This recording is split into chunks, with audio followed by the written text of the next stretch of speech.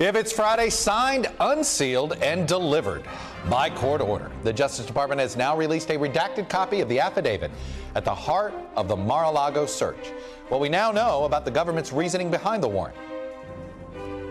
Plus, President Biden comes out swinging in his first rally of the midterm campaign season, comparing elements of former President Trump's MAGA movement to, quote, semi-fascism. What he said and what he means. And 1 year after the Abbey attack in Afghanistan that killed 13 U.S. service members and more than 150 Afghans, the general in command of those U.S. troops speaks out. Our one-on-one interview, that's ahead.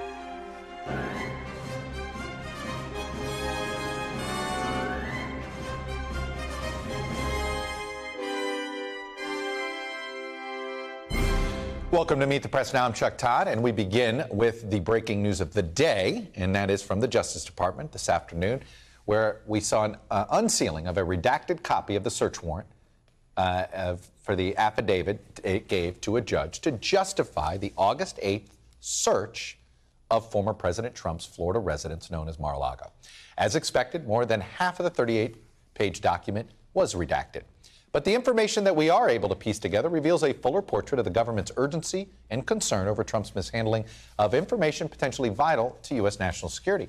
First off, in the memo explaining the reason for all those redactions, we now know that the government had what it described as, quote, a significant number of witnesses, including multiple civilian witnesses, providing it with information relevant to its search. So it looks like we're not talking about just one or two informants here, and we're not talking about only informants that work for the federal government. In the affidavit itself, part of the DOJ's justification behind its search for improperly stored, highly sensitive government secrets was that it already had found 184 classified documents in boxes from Mar-a-Lago that Trump turned over in January. And according to this affidavit, those 184 documents included 67 marked confidential, 92 marked secret, 25 marked top secret. Some of the documents were marked indicating they had information about U.S. spies. This is human intelligence. And there's signals intelligence, which is the stuff we overhear. All of that is material that is not to be shared with foreign nationals. Information tied to FISA and so on. We already knew from previous reporting and by Justice Department disclosures that the government had been trying for months to get Trump to hand over additional highly sensitive material that was being held somewhere at Mar-a-Lago. They'd asked in writing, with in-person visits, and then with a subpoena. And when they did search his home on August 8th, they found tons of it. Nearly a dozen sets of documents marked classified, some with markings reserved for the government's highest levels of classification. And that's what we know now. 18 days since the Mar-a-Lago search. 15 days since Attorney General Merrick Garland spoke, saying he supported the disclosure of some search documents. But it has taken more than 2 weeks now to compel the Justice Department to confirm publicly what they could have confirmed much earlier, amid an environment where Trump and his allies are trying to do everything they can to undermine the public's trust in the rule of law. Joined now by a team of legal experts to break this all down. I've got our Justice and Intelligence correspondent, Ken Delanian, NBC News legal analyst, Danny Sabalas, and the former chief of the Department of Justice's counterintelligence section, David Loffman. Ken, let me start with you and what we learned here. And I think that I look at it this way for you. Tell me the two or three pieces of information you got from this that really help clarify for you why this search warrant was executed. You used the term fuller portrait. I think that's apt here. So one, a number of different civilian witnesses, not one informant as had been portrayed, one specific confidential human source. They're talking to a lot of people. When they say civilian, I don't mean to interrupt you, but since you're here in person, I can do it easily. Civilian doesn't mean government, or does that, when they say civilian, do they mean not in government? I read it to mean non-secret service, because who else could we be talking about? That's what I read it as non-secret service, but I was then, does that also mean non-government? Perhaps. Yeah. I mean, because we're talking about people who work at Mar-a-Lago, potentially people around Donald Trump. So but that's a big deal. That added to the picture of what this is. And then also, you know, the classification markings, these are markings that I just have never seen on documents that are outside of a SCIF, a special room to house these kind of things, because we're talking about documents that betray potentially CIA human sources, signals intelligence, intercepts of foreign leader communications, the most sensitive kinds of documents.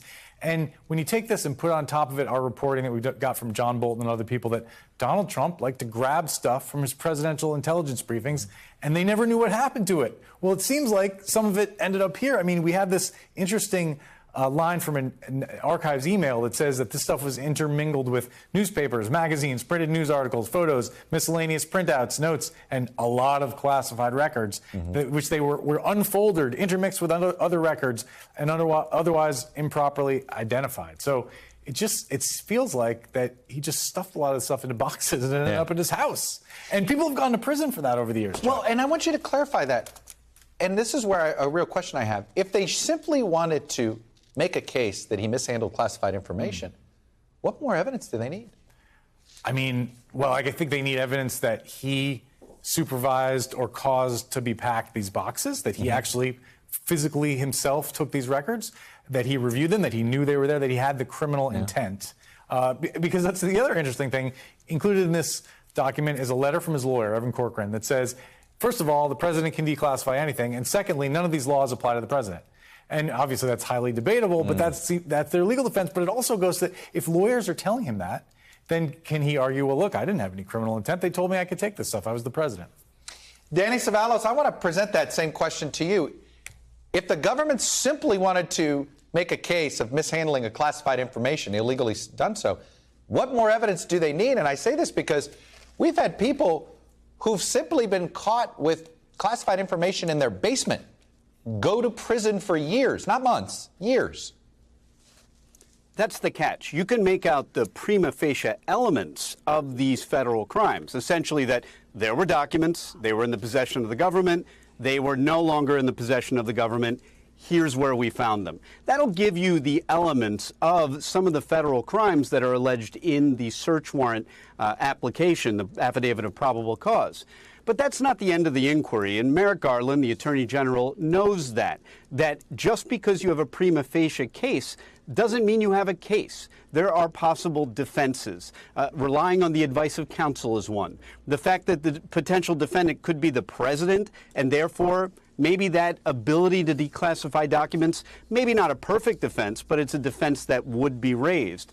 And finally, who exactly ordered the documents to be removed? Ken Delanian pointed this one out just before me. That's an important issue. Was it a direct order from the former president, or was it one of his minions? And if so, does that create a buffer of liability between the president and whoever ultimately packed up these documents? So a lot of thorny issues that don't make this a slam dunk, even if you feel that you have all of the essential elements on the front end. Well, let me follow up with you this way, Danny. If this simply was about mishandling classified information, it's pretty clear that's not the investigation they're pursuing, correct? At least according to the statutes that are cited. I mean, and that's a helpful thing that was unredacted, but something that anybody has access to, which is the statutes that are being investigated. And of course, you have potentially the Espionage Act. You have potentially the standard federal statute that deals with removing documents from the government. But, I mean, this could be an investigation into additional things, and it obviously is sensitive because most of this affidavit of probable cause was completely blacked out. Yes, they gave us some of the basics, some of the things we expected on the front end, but the entire back end of this affidavit is completely redacted. So we don't know what direction that investigation is in. And even if you have those documents in the possession of the former president, or F. POTUS, as he's referred to in the affidavit, that doesn't necessarily mean that these criminal statutes have been violated. The only thing the affidavit of probable cause indicates is that there's probable cause, the lowest criminal standard, that there's evidence of a crime at a location, not a person that committed it, but at a location. All right, David Loffman, I would like you to explain, and look, I understand protocol, longstanding tradition, all of those things. But given what came out today that we essentially in the news media forced the Justice Department to do, is there anything that was released publicly that you think the American public should not know? Should something that was released to the American public should not know? No, I think they took a reasonable course in allowing the release of material that was not truly going to undermine the government's investigation. They didn't even identify, the law enforcement agent or do so in a way that could have compromised him. So to me, this was a reasonable threading of the needle to effect a compromise between the need for public access to information and protecting the integrity of the ongoing investigation. But if I can just, respond to something Danny said, yes, it's true. There's a considerable distance to travel between probable cause and beyond a reasonable doubt. Having said that, it looks to me like the government is well on its way to meeting its burden of proof beyond a reasonable doubt. The volume of classified information, the fact that it's in the president's residence, evidence that ties it to him personally. They also spent a considerable amount of time trying to knock down, it seemed to me, this notion that he could declassify stuff just by virtue of being the president or former president. And all this is redacted after the reference to Kash Patel claiming that he has this authority to declassify everything. But the reason that's all, I think, declassified is because they're knocking it down. Now they're knocking it down. And I think they're all in trying to prove at a minimum a potential 793E case under the Espionage Act and possibly obstruction as well. David, I think in hindsight, the Justice Department's reputation, our sort of era of misinformation, would have been better served had what was released today been proactively released. Like I said, I understand we've lived in a world where everybody respected norms. We had former presidents that respected norms. We live in a different world now. We've decided that we're going to release some intelligence because we're dealing with a Vladimir Putin who will weaponize information vacuums and misinformation. Is there any lesson to be learned here at how to deal with high-profile cases like this now?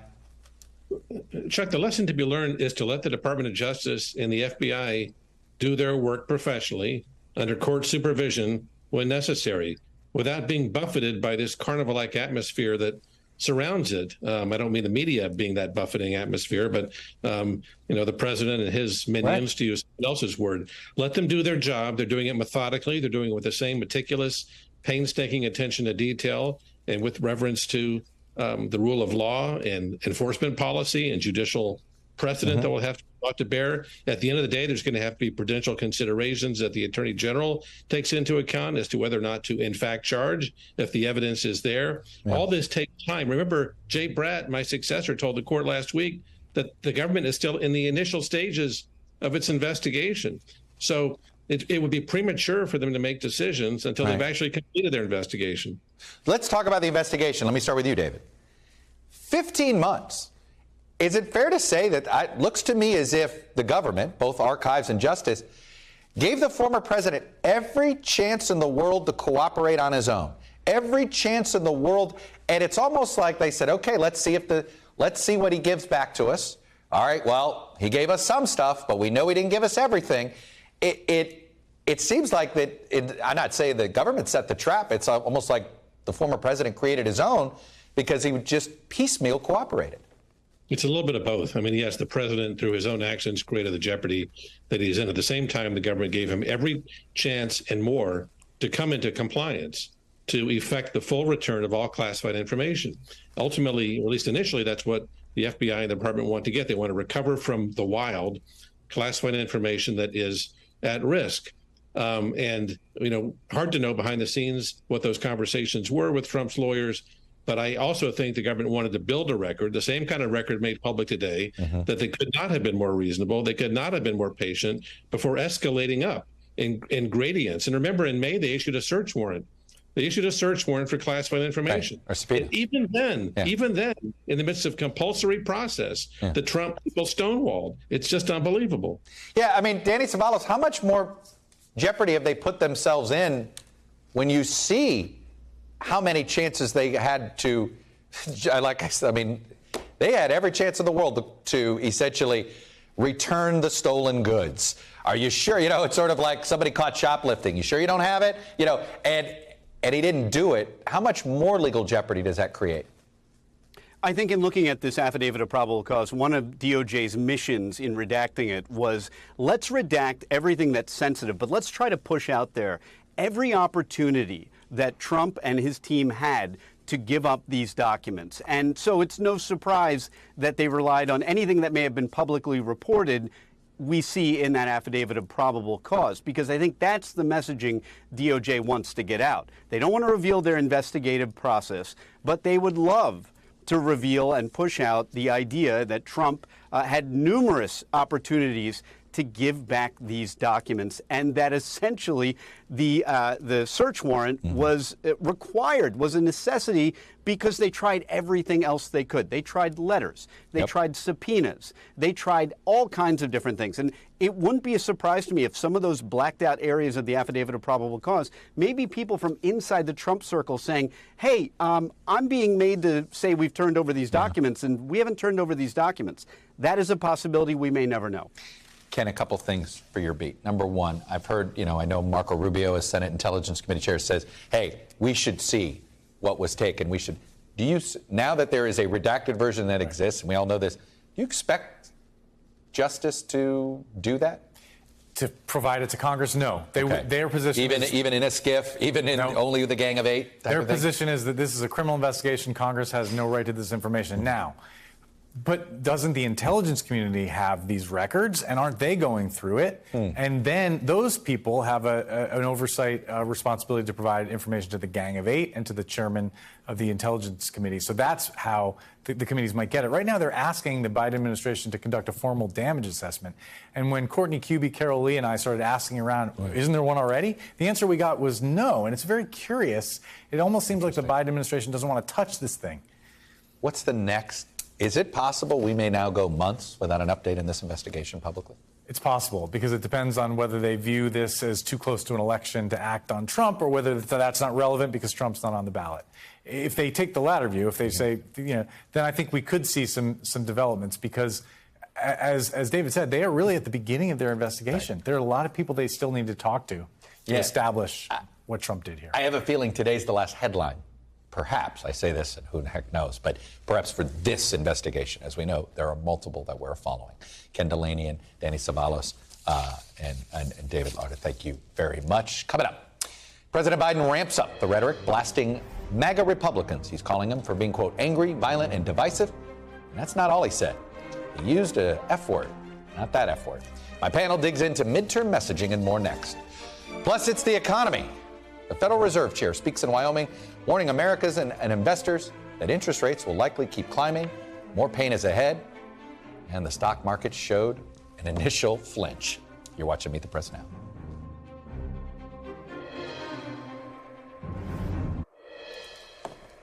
Welcome back. Turning now to more raw politics. President Biden made his first appearance on the midterm campaign trail last night in Maryland, and he took aim at what he calls MAGA Republicans. Take a listen. The MAGA Republicans don't just threaten our personal rights and economic security. They're a threat to our very democracy. They refuse to accept the will of the people. They embrace political violence. They don't believe in democracy. This is why, in this moment, those of you who love this country, Democrats, independents, mainstream Republicans, we must be stronger, more determined, and more committed to saving America than the MAGA Republicans are destroying America. Interesting there, the president tried to create a wedge inside the Republican Party. The president actually went further than those comments when he spoke to a group of donors before the rally, and he told them this: what we're seeing now is either the beginning or the death knell of an extreme MAGA philosophy. It's not just Trump, it's the entire philosophy that underpins, I'm going to say something, it's like semi-fascism. Like I said, he used the F word, just not the one you were thinking. Joining me now on set, Eugene Scott, national political reporter for The Washington Post, Navin, Nayak, Democratic strategist and president of the Center for American Progress Action Fund, and Sarah Chamberlain, Republican strategist and president of the Republican Main Street Partnership. Speaking of mainstream Republicans, let me start there. He'd been dabbling in this idea of trying to sort of, make it less about Trump the person and more about MAGA the movement here. Is there a wedge to be driven between mainstream Republicans and MAGA Republicans right now? No, and I would tell you the Republican Main Street Partnership members were kind of offended that he did that last night. Yeah, because there isn't really a wedge. They don't embrace Trump all the time, but they certainly don't criticize Trump. They talk to their district about the issues that are important in their district. I mean, what do you think about this strategy? That's actually surprising to me, because I actually think if mainstream Republicans aren't going to distance themselves from MAGA movement, then they're embracing, the extreme policies that are being pushed by Republican candidates all across the country, overturning elections, canceling votes, national ban on abortion, even in the cases of rape and incest. I mean, you can go down the line. That is sort of the positioning of MAGA Republicans. And I think there are people, and the president did a good job of this. Larry Hogan, he made the distinction at his speech last night. Larry Hogan is a conservative. I don't agree with him, but he actually, is not a MAGA Republican. The decision to use fascism, that didn't feel like he just sort of came up with that in the back of his, like, as he was talking in the moment. This seemed like that's the headline they wanted. I think so. I think very much the president and the White House have decided that they want to make Republicans look as far out of the mainstream as possible, which is quite a pivot. If you could remember, many people on the left had criticized Biden for appearing to spend so much energy trying to win conservatives and not understanding that, these are people who perhaps view the world so very differently than he does, and therefore maybe could not have been won. But I don't know that this is the approach that the White House really wants to take if you want to win these people. These are voters. If there's nuance there between MAGA Republicans in Congress and just MAGA Republicans in general. Here's the risk, it seems to me. And it's the same way when I hear Republicans try to attack every Democrat as a socialist. You start to actually lose the meaning. Yeah. Right? Right. I think we all understand the point he's trying to make, and there's some extreme elements there. I would argue that Doug Mastriano may fit this, but I don't think you would argue he's anywhere close to a mainstream Republican. Correct. Right? He's not. Not close at all. But the use of that F word, I think we're going to start to see fascism used more and socialism used more. Is that healthy? It's not healthy. It just continues to divide the country more and more. It's the Democrats criticized when Trump did it, and now Biden's doing the same thing. It's who is going to pull the country together as we get ready for this election? Just a couple of things on that. One is, I think the thing that makes Biden sort of unique in delivering this is he's gotten more done working with Republicans, whether it's infrastructure, a CHIPS bill. It's not like he isn't willing to work with Republicans, but they're common sense Republicans who actually want to do something. That's the first thing. The second thing is this is their word, right? There's very few Democrats and certainly very few folks who run around calling them socialists. Clearly there are some, but in primary after primary, Republicans were grabbing the mantle of MAGA, and that is where a lot of their base is. So it really is him elevating who they are, and they've embraced it. Let me pivot to the abortion issue. Matthew Continetti over at AEI, he had a really interesting column today, and he simply put it this way. The Journal's op-ed page says the GOP has an abortion problem. And he goes, the problem? Republicans have no idea what to say about abortion. Some are reticent, some are all over the place, and others support restrictions that go against public opinion. This summer, Democrats have spent tens of millions of dollars on pro-choice television ads targeting Republicans. Why? Because it works. I'm going to put up an example here. We got Blake Masters' ad. Because there's sort of three different examples just in the last 48 hours of how various Republican Senate candidates have to deal with. Here's the Blake Masters ad. Look, I support a ban on very late-term and partial birth abortion. And most Americans agree with that. That would just put us on par with other civilized nations. Mark Kelly, the only countries that support his no limits, extreme abortion policies are China and North Korea. Now, Marco Rubio, he did an interview with our local affiliate, or another local affiliate in Miami, Eugene, and I'm not going to play it now, but he basically said, look, I am for a total ban. Right. But I know my constituents are. Right. So I will support exceptions. It's sort of two different ways of doing it. Blake Masters also was for a total ban, but he didn't say he changed his mind. Right. Good strategy or not? Well, it depends on which voters heard your message and at what time, right? Mm-hmm. Because if they were introduced to your message when you were for total ban, they may remember that. They may not have seen this ad. Mm-hmm. What Democrats are going to do is if you ever at any point seemed like you were for a total ban, they're going to remind voters of that every day up until the election because they've seen so far in these primary elections that it's been effective in getting, some of these Republicans who aren't with the mainstream on abortion, not winning their races. So I found Marco Rubio compelling because it seemed like he gave an honest answer. Yeah. Okay? Yeah. And what if Blake Masters said, I was wrong during the primary. I got caught up in my rhetoric. That's not what I believe. Here's what I believe. Rather than just sort of pretending. That would have been refreshing. Right. Rather than pretending, this has been my position all along, right? Right, because it's obvious it wasn't. Mm-hmm. And we all have seen his website, and now it's scrubbed. So he should have just told the truth. It's evolved. I realize that women's health care now is a part of this, and I'm watching the stories about how 10-year-olds and women are forced to carry dead fetuses. That's how he could have piveted it. There's the South Carolina legislature. He could have hung his hat on that guy that went viral, Navin. And this is where I think they're running in. First of all, it tells me Masters must be cratering. Oh, because this was an emergency ad. And you probably saw the news that money's being pulled out of that race today, that another $8 million has been canceled. He could have said that if he believed that. Blake Masters does not believe that he's changed his mind. Blake Masters realizes he can't win unless he changes his mind. That's a very different thing. There was a very sincere, the South Carolina legislator was deeply sincere, and it's easy to be sincere when you believe what you're saying. Although I had a friend say, you could have researched this before you made the vote. Like, I'm glad you saw the light now. Did you think about calling up doctors and finding out these things? Yes. Sir, what would you be doing right now? Let's say, let's look at somebody like a J.D. Vance, who said some pretty out of the mainstream things on abortion.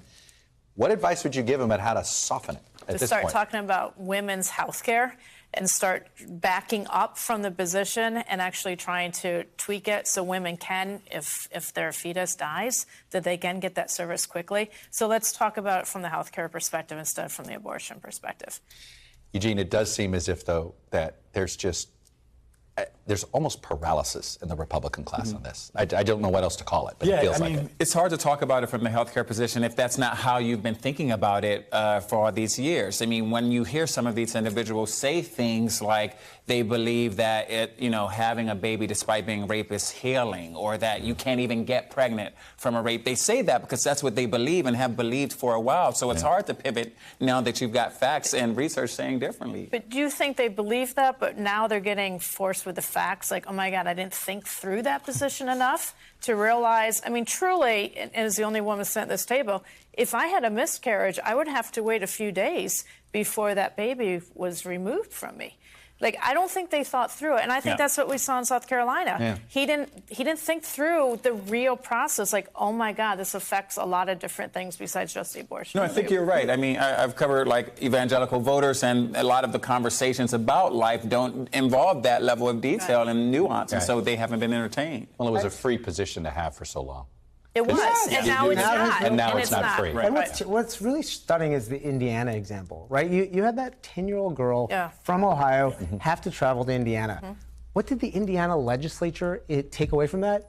Oh, our laws are not strict enough, so we're going to pass a ban on abortion. That was a moment where you could have had the legislature go, whoa, let's slow down. No, they did it over the weekend. Now, ironically, sir, the position that Blake Masters is trying to articulate is a position where I say there's not a majority against it. Okay, I'm not saying that there's no majority for that. But it is an uncomfortable compromise that some voters will accept. But that's not the debate we're having, right? And I don't know. I don't think Republicans can get that debate back. They're trying. They're trying very hard to get that. And the Republican Main Street Partnership members are trying to get that debate back. But when you have, I mean, this is where Mitch McConnell maybe made the initial mistake when he said federal ban, right? Well, there's no question that is the debate now, is that 30 million women lost the right to an abortion. They're now in states. The other 30 million are looking at this midterm and going, oh my goodness, if these people are in power, this is what will happen. Right, look at Kansas. That's a good example. Eugene, Navin, Sarah, thank you. I'm sorry we didn't get to, I wanted to get to the attack ad on the school loan stuff, but abortion, once again, I think trumps a lot of this stuff. Anyway, up next, no pain, no gain. Fed chair warns Americans today that the central bank's war against soaring inflation is not without its cost, at least in the near term. We'll have the latest after a quick break. Expect unemployment at this point to go up. That's what the Fed chair essentially is warning. We'll be right back.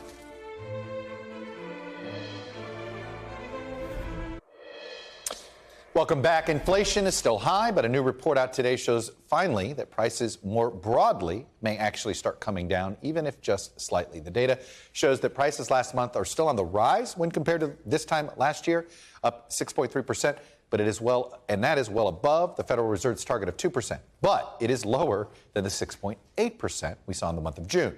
And when you look at prices month to month, those actually fell. Not by much, 0.1%, but the point is they're not going up right now. The decrease was driven in part by falling gas prices, which are down $1.15 since hitting an all-time high in mid-June.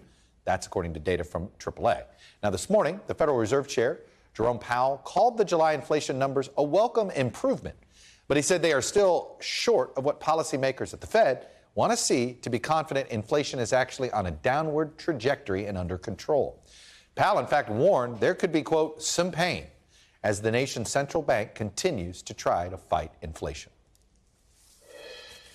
Restoring price stability will take some time and requires using our tools forcefully to bring demand and supply into better balance. While higher interest rates, slower growth, and softer labor market conditions will bring down inflation, they will also bring some pain to households and businesses. These are the unfortunate costs of reducing inflation. But a failure to restore price stability would mean far greater pain. And Powell's speech startled the markets. The Dow fell more than 1,000 points, down 3% by the close of trading. You knew the markets would overreact to whatever he said.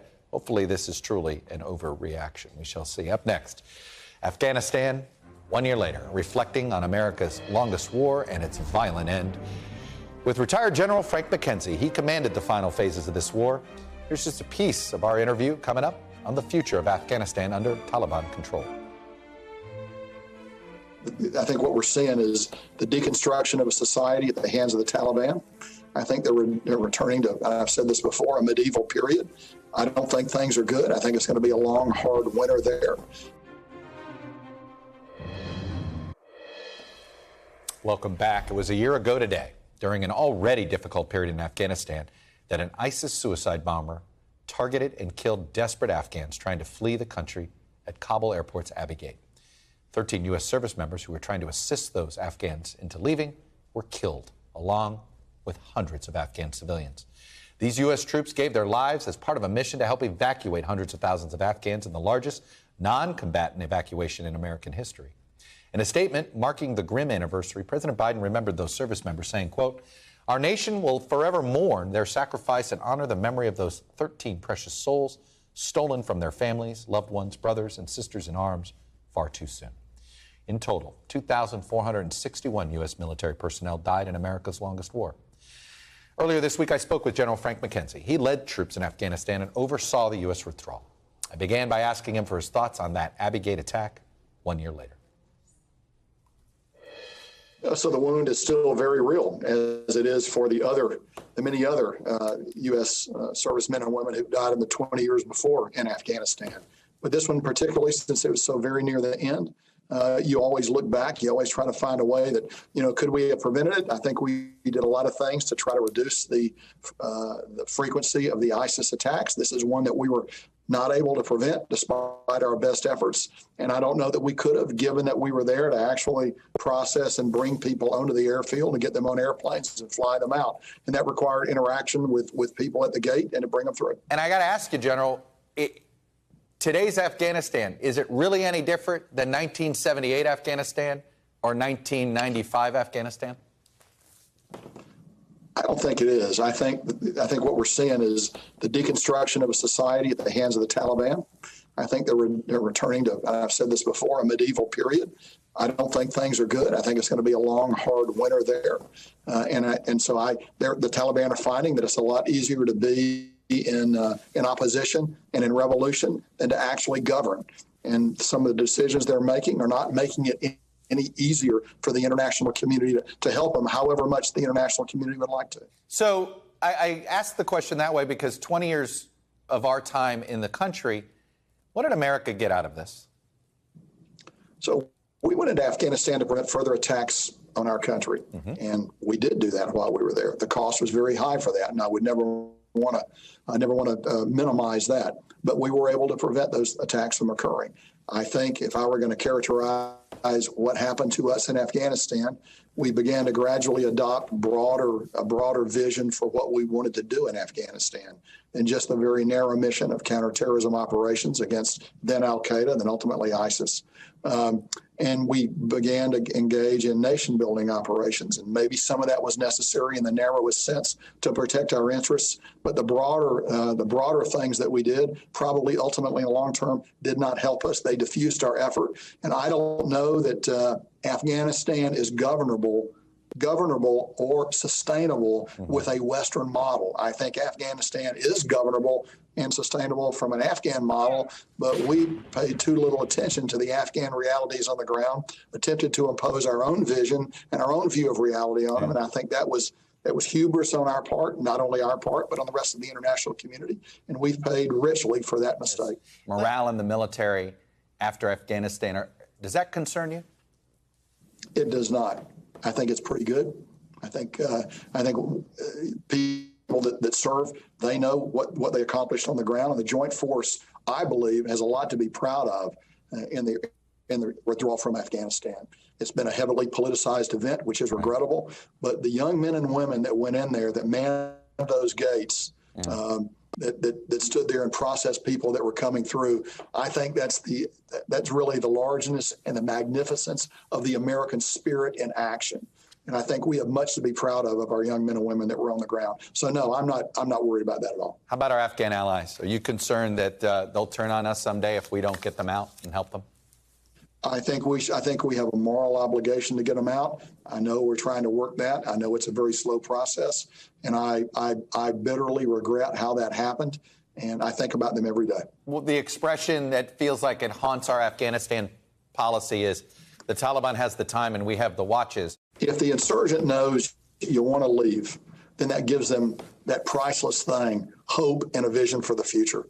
It also deflates the side of the government that you're on, trying to help and defend. So it is uniquely damaging to us. It is uniquely damaging to our Afghan allies, and it is uniquely empowering to the Taliban. So it is the absolute perfect storm of failure. So ultimately, who owns this failure?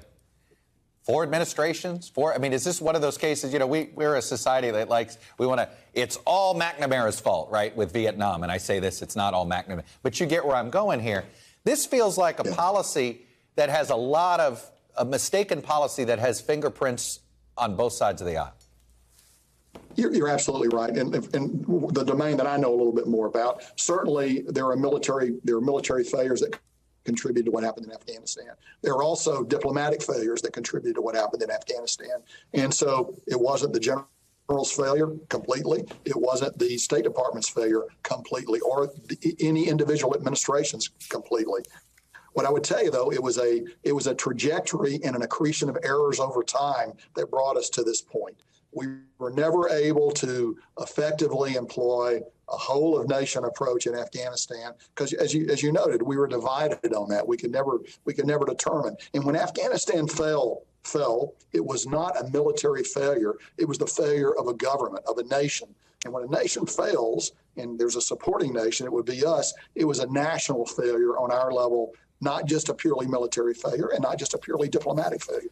Let me ask you, part of our Afghanistan strategy has always been hampered by our on-again, off-again trust with Pakistan. It feels like unless Pakistan's all in on helping here, we're never going to get Afghanistan right. So is in that sense, is there sort of this is why it's almost impossible for us to fix this situation? Well, from the beginning, the Taliban and other VEOs had safe haven in Pakistan. We were never able to resolve that over the 2 decades of conflict in Afghanistan. We were never able to come to an agreement with Pakistan about dealing with that. And the reason that's the case is the Pakistanis never believed that we would stay.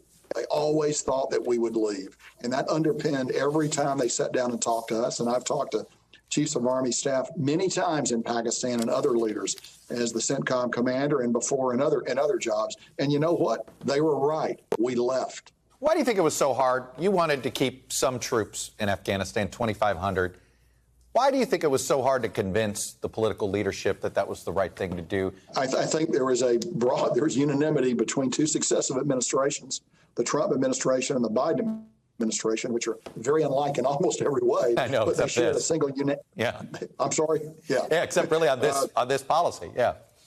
On this one thing, they shared a unanimity of purpose, and I think that's what allowed it to continue. Both presidents wanted out. And so, in the case as has been articulated, it ended a long and bloody war. I I understand that. It makes it very hard to argue against that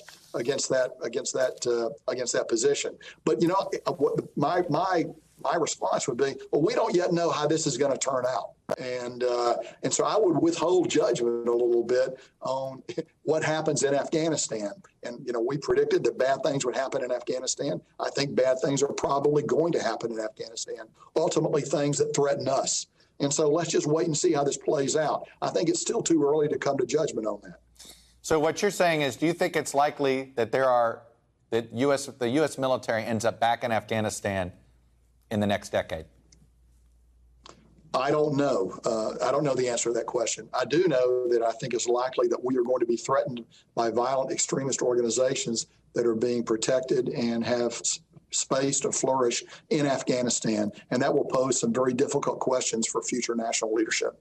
The Taliban's hold on power is somewhat tenuous. It may be stronger than what the Afghan government had previously, but it seems tenuous.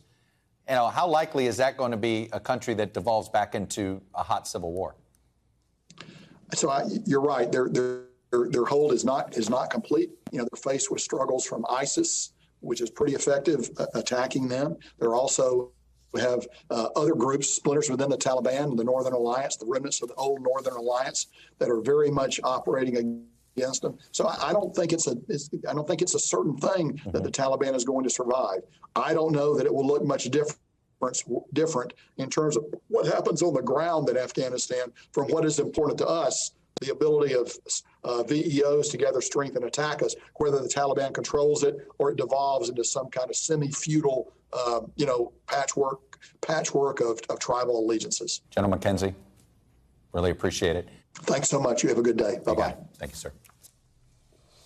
After the break, my one-on-one with a Democrat fighting to keep her seat in what many still think is a deep red Kansas. I don't think it's as red as it used to be.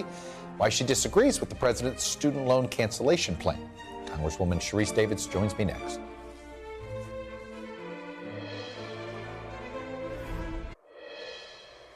Welcome back. In the week since Kansas voters overwhelmingly and somewhat unexpectedly defeated a ballot measure that would have paved the way for an abortion ban in that state, voters have sent us multiple signals that the midterm landscape has completely shifted. The issue of abortion rights has fired up voters, changing the Democratic calculus on frontline races, even ones in so-called red states. But Democrats in those frontline races know they also need to make an economic argument to win over more conservative voters.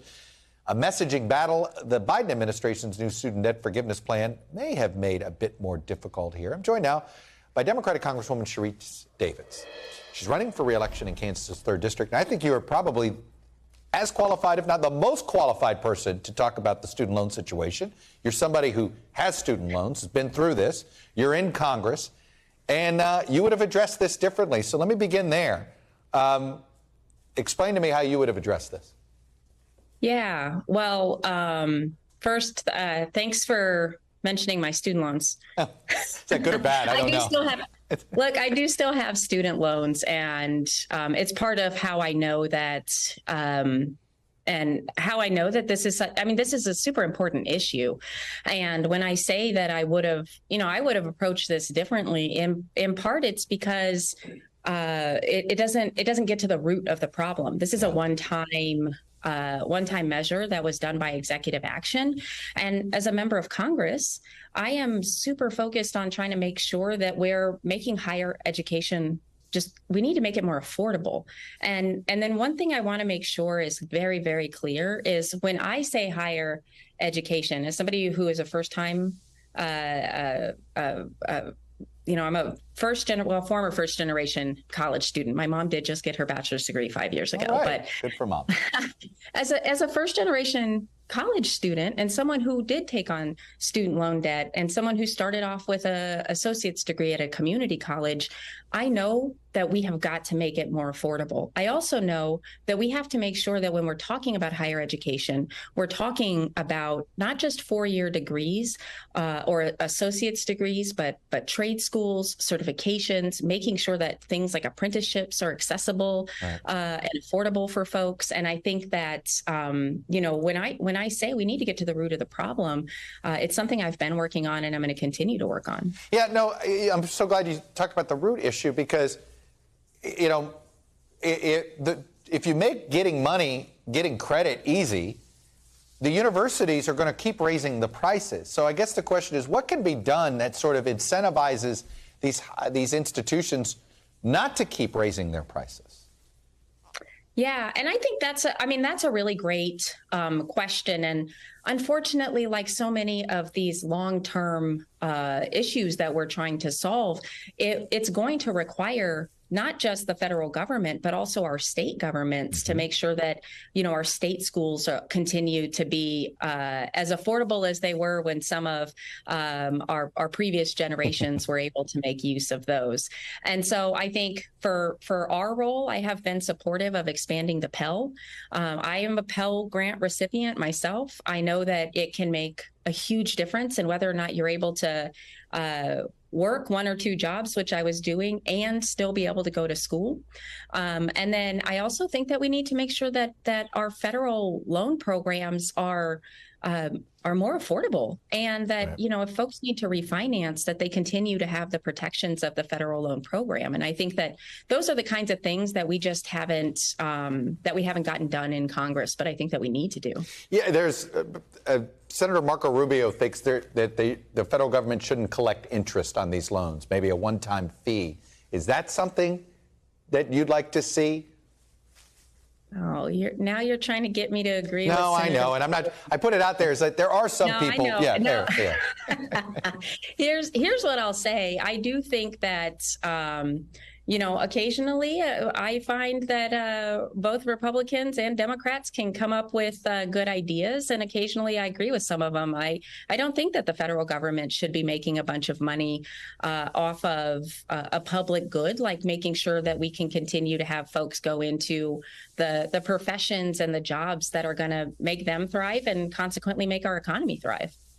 When we talked on election night in Kansas, I found our interview compelling because before the result, right? I think so. Yeah, I found it compelling because you were talking about, you were just very forthcoming and honest about, hey, look, my district's changed. I'm learning a new part of it, and you were talking about the agricultural side of things. So, what are you hearing from these constituents when it comes, for instance, to this decision? And do you think it's something you have to address, or do you think some of this blowback is more cable punditry? Well, I mean, again, I can only talk about the experiences I've had in my current district and the district as it will be in the next cycle. And what I've seen so far is that people made their decision about how they were going to push back against what really was an extreme attempt to change our state's constitution. People made that decision for a number of different reasons. And there were quite a few people that I talked to in the more rural parts of the district who really weren't comfortable with politicians making their healthcare decisions for them. And then I also know that there were a lot of people who considered themselves to be pro-life, but also recognized that our state legislature has already demonstrated too many times that they're probably going to try to enact one of these extreme bans that we've seen in our neighboring states like Missouri or Oklahoma. And I think that I've been saying it was a broad, diverse coalition of folks who came together to push back against what really was an extreme attempt to change our Constitution and limit our. And that turnout was something else. Let me ask this. There is some 60 legislative days left before the election. Anything you'd like to see this Democratic-controlled Congress get done before you're on the ballot? I've been. I don't know if you know this, but I'm a huge infrastructure nerd, and so I am definitely very pleased that we were able to get the bipartisan infrastructure bill done. Yep. I'm also really glad that we got the chance to vote on and pass the Inflation Reduction Act for so many reasons. The healthcare aspect, capping insulin prices for Medicare folks, and then the climate provisions. I think. At the end of the day, most of my job is to be a good representative for this district, and we have got to make sure that we keep the government open and functioning, and that's definitely something I want us to do as the legislative year closes out here. Well, one would think it's in the not in the interest of any party leadership to want to see a government shutdown or anything like that. So I totally get what you're saying, and that's what September usually is about, passing the bills that keeps the government and keeps the lights on. Congresswoman Sharice Davids, Democrat from Kansas, really appreciate you coming on and sharing your perspective with us. And thank you all for being with us this hour and this week. Thanks for watching our YouTube channel. Follow today's top stories and breaking news by downloading the NBC News app.